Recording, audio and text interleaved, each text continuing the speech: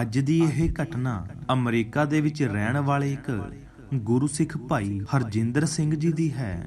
ਹਰਜਿੰਦਰ ਸਿੰਘ ਜੋ ਕਿ ਹੋਤੀ ਮਰਦਾਨ ਵਾਲਿਆਂ ਦੀ ਸੰਗਤ ਕਰਦੇ ਸੀ ਤੇ ਉਹਨਾਂ ਦੇ ਪ੍ਰੇਰਣਾ ਸਦਕਾ ਹੀ ਉਹਨਾਂ ਨੇ ਉਥੋਂ ਅੰਮ੍ਰਿਤ ਪਾਨ ਕੀਤਾ ਸੀ ਅਤੇ ਗੁਰੂ ਸਾਹਿਬ ਦੀ ਕਿਰਪਾ ਸਦਕਾ ਜਦੋਂ ਉਹਨਾਂ ਨੇ ਅੰਮ੍ਰਿਤ ਛਕਿਆ ਉਹ ਹਰ ਰੋਜ਼ 33 ਮਾਲਾ ਮੂਲ ਮੰਤਰ ਦੀ ਕਰਨ ਲੱਗੇ। ਲਗਾਤਾਰ ਆਪਣੀ ਜ਼ਿੰਦਗੀ ਦਾ ਨਿਤਨੇਮ ਬਣਾ ਕੇ ਉਹਨਾਂ ਨੇ 33 ਮਾਲਾ ਮੂਲ ਮੰਤਰ ਦੀਆਂ ਕਰਨੀਆਂ ਸ਼ੁਰੂ ਕਰ ਦਿੱਤੀਆਂ।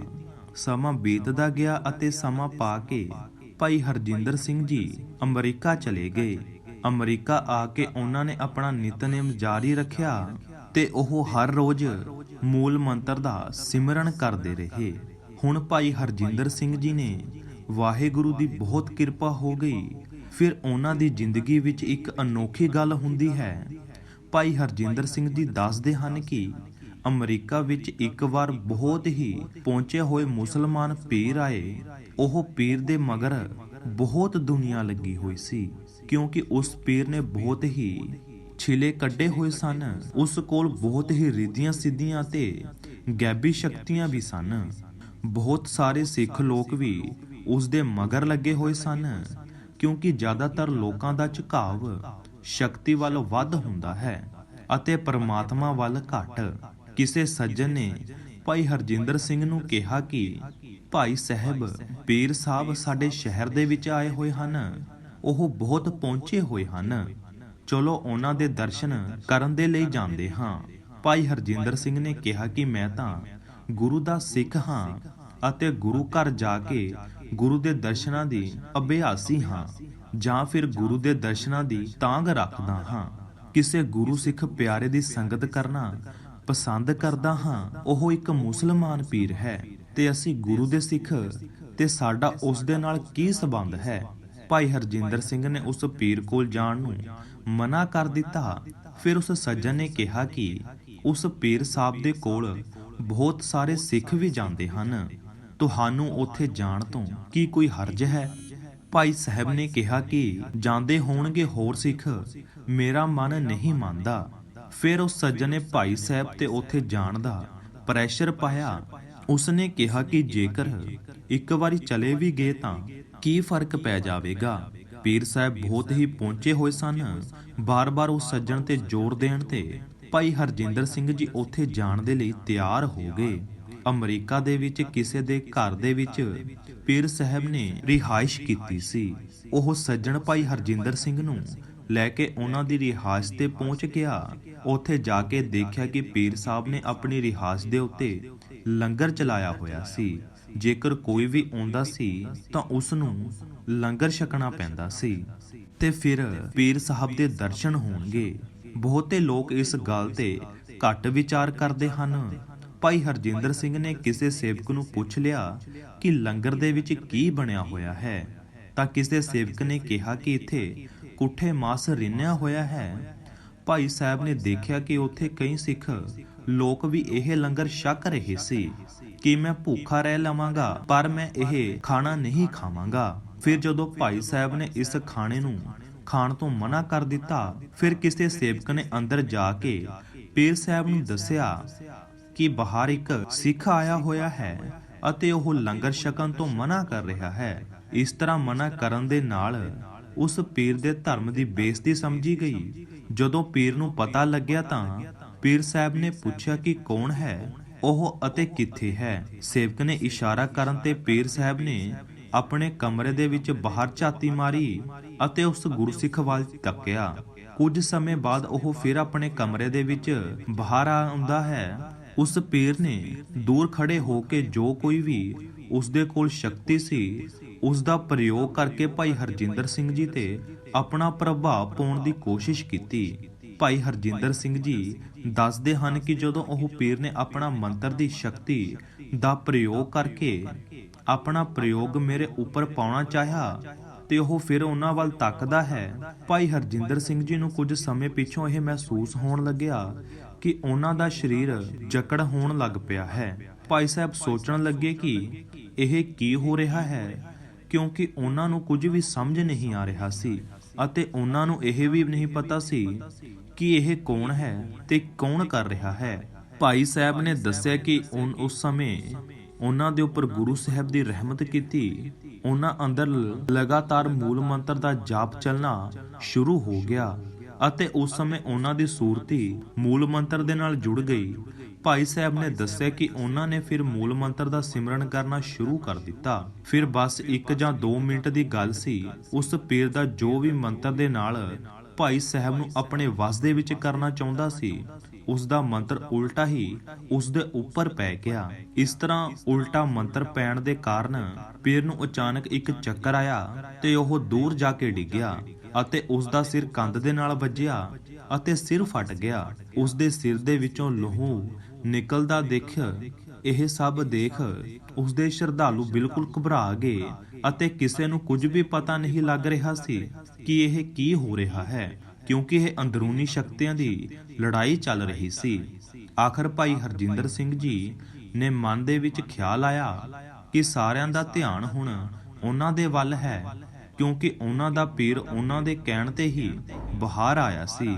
ਉਸਨੇ ਭਾਈ ਸਾਹਿਬ ਦੇ ਉੱਪਰ ਮੰਤਰ ਚਲਾਇਆ ਸੀ ਤੇ ਗੁਰੂ ਨਾਨਕ ਸਾਹਿਬ ਦੀ ਕਿਰਪਾ ਦੇ ਨਾਲ ਉਸ ਦਾ ਮੰਤਰ ਉਸ ਦੇ ਉੱਤੇ ਹੀ ਉਲਟਾ ਚੱਲ ਗਿਆ। ਕਿਤੇ ਉਹ ਪੀਰ ਦੇ ਮੁਰੀਦ ਗੁੱਸੇ ਦੇ ਵਿੱਚ ਆ ਕੇ ਉਹਨਾਂ ਨੂੰ ਨਾ ਫੜ ਲੈਣ। ਇਹ ਸੋਚ ਕੇ ਭਾਈ ਹਰਜਿੰਦਰ ਸਿੰਘ ਜੀ ਉੱਥੋਂ ਚਲੇ ਗਏ ਅਤੇ ਆਪਣੇ ਘਰ ਆ ਗਏ। ਪੀਰ ਸਾਹਿਬ ਨੂੰ ਚੁੱਕ ਕੇ ਹਸਪੀਟਲ ਲੈ ਜਾਇਆ ਗਿਆ, ਸਿਰ ਤੇ ਟਾਂਕੇ ਲਗਾਏ। ਇਹ ਕਈ ਦਿਨਾਂ ਬਾਅਦ ਉਸ ਨੂੰ ਛੁੱਟੀ ਮਿਲੀ। ਜਦੋਂ ਫਿਰ ਪੀਰ ਸਾਹਿਬ ਘਰ ਵਾਪਿਸ ਆਏ ਤਾਂ ਉਸਨੇ ਆਪਣੇ ਕੁਝ ਖਾਸ ਸਿੱਖਾਂ ਮੁਰੀਦਾਂ ਨੂੰ ਸੱਦ ਕੇ ਕਿਹਾ ਕਿ ਉਸ ਦਿਨ ਵਾਲੇ ਗੁਰਸਿੱਖ ਨੂੰ ਬੁਲਾਓ, ਉਸ ਨੂੰ ਬੁਲਾ ਕੇ ਮੇਰੇ ਕੋਲ ਲੈ ਕੇ ਆਓ।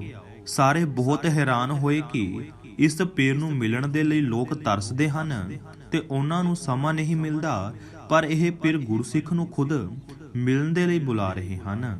ਫਿਰ ਉਹ ਭਾਈ ਸਾਹਿਬ ਦੇ ਘਰ ਗਏ ਅਤੇ ਕਹਿਣ ਲੱਗੇ ਕਿ ਪੀਰ ਸਾਹਿਬ ਤੁਹਾਨੂੰ ਯਾਦ ਕਰ ਰਹੇ ਹਨ ਤੇ ਤੁਸੀਂ ਜ਼ਰੂਰ ਚੱਲੋ। ਤੇ ਭਾਈ ਸਾਹਿਬ ਨੇ ਮਨਾ ਕਰ ਦਿੱਤਾ, ਕਿਹਾ ਕਿ ਮੈਂ ਪਹਿਲਾਂ ਇੱਕ ਵਾਰ ਜਾ ਕੇ ਗਲਤੀ ਕਰ ਚੁੱਕਿਆ ਹਾਂ ਤੇ ਮੈਂ ਹੁਣ ਦੁਬਾਰਾ ਗਲਤੀ ਨਹੀਂ ਕਰਨਾ ਚਾਹੁੰਦਾ। ਉਹ ਵਾਪਿਸ ਫਿਰ ਪੀਰ ਸਾਹਿਬ ਦੇ ਕੋਲ ਗਏ ਅਤੇ ਕਿਹਾ ਕਿ ਉਹਨਾਂ ਨੇ ਆਉਣ ਤੋਂ ਮਨਾ ਕਰ ਦਿੱਤਾ।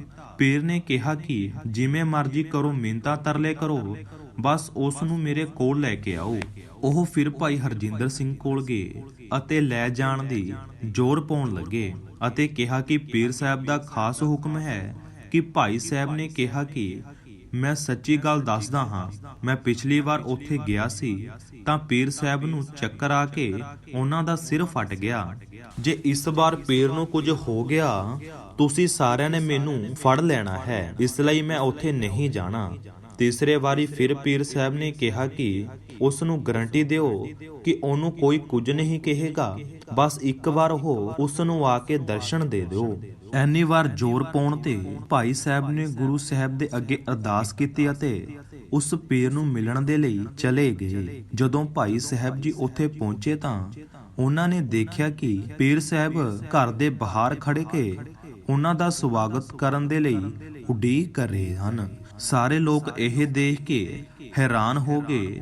ਪੀਰ ਸਾਹਿਬ ਨੇ ਸਾਰਿਆਂ ਨੂੰ ਬਾਹਰ ਰੁਕਣ ਦੇ ਲਈ ਕਿਹਾ ਅਤੇ ਭਾਈ ਸਾਹਿਬ ਨੂੰ ਆਪਣੇ ਆਸਣ ਵਾਲੇ ਕਮਰੇ ਦੇ ਵਿੱਚ ਲੈ ਗਏ। ਉਸ ਪੀਰ ਨੇ ਬਹੁਤ ਜ਼ੋਰ ਪਾਉਣ ਤੇ ਭਾਈ ਸਾਹਿਬ ਨੂੰ ਉਸਨੇ ਆਪਣੇ ਆਸਣ ਉੱਤੇ ਬਿਠਾਇਆ।